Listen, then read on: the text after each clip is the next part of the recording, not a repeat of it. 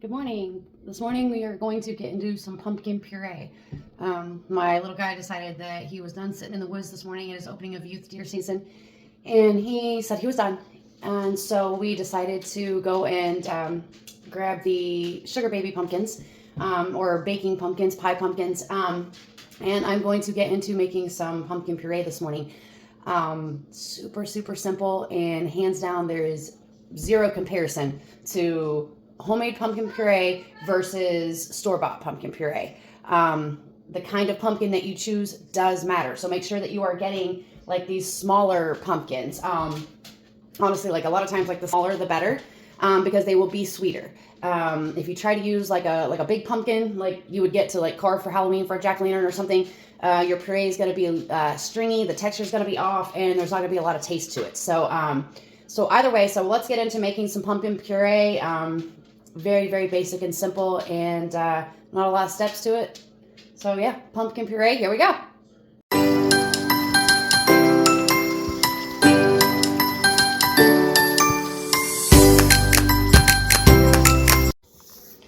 Okay, after your pumpkins are good and washed, it is my experience to just go ahead and muscle through, and you'll have to put some muscle into it, but just chop the tops of these off, because that stem is where it's super hard and you're not going to get through that very well.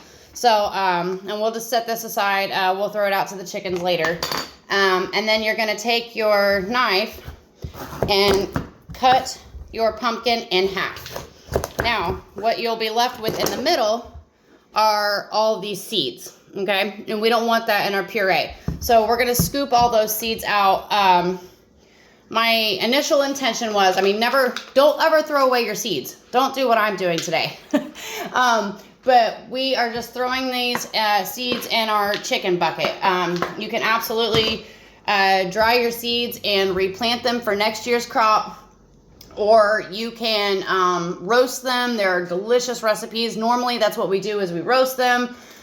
Because we're moving and I have a major lack of motivation this year and low on time, I'm probably just going to toss these to the chickens, although I've already got this guy, requesting all of our favorite roasted pumpkin seed recipes. So I don't know. I may try to get into roasting some of them, but my main concern this year is just simply making the puree. So you can see he's already over here trying to get these seeds out, struggling with a butter knife, but I'm just going to use a spoon and I'm going to scrape these seeds out. And once these seeds are all scraped out, we'll hit the next step, where we just lay them face down on a baking sheet.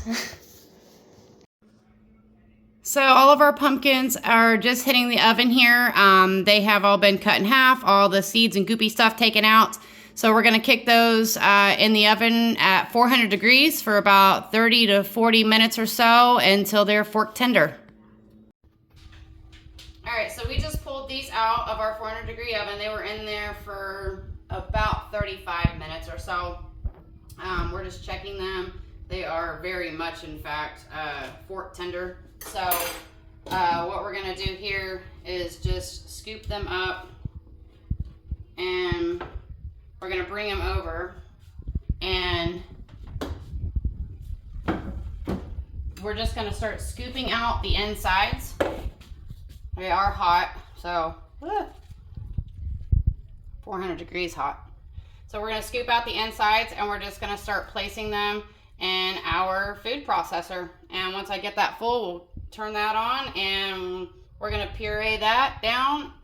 And basically that's it. Your puree is done. So we'll give you an update when all this is finished.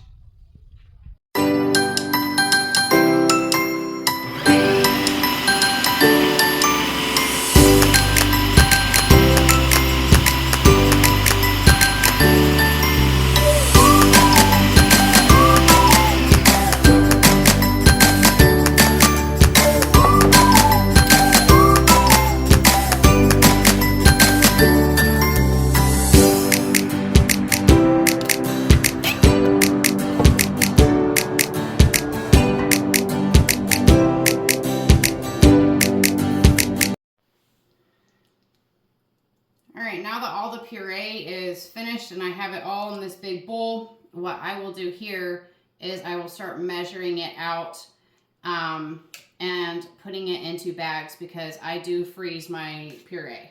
So I will put this into quart bags. I put my quart bags with 2 cups of pumpkin in them. I do this because generally a recipe will call for a cup of pumpkin, but with our family of our size, I almost always double the recipe. So I never make 1 pie or 1 batch of cookies. So 2 cups is usually what is best for our family. But if that's not your case, then go ahead and just do 1 cup at a time and freeze it that way accordingly. Because that way, when it comes time to thaw it out, all you have to do is pop in the freezer, grab this out, throw it under some warm water while you're getting the rest of your recipe ready, and your pumpkin's good and thawed out, and you have fresh pumpkin puree.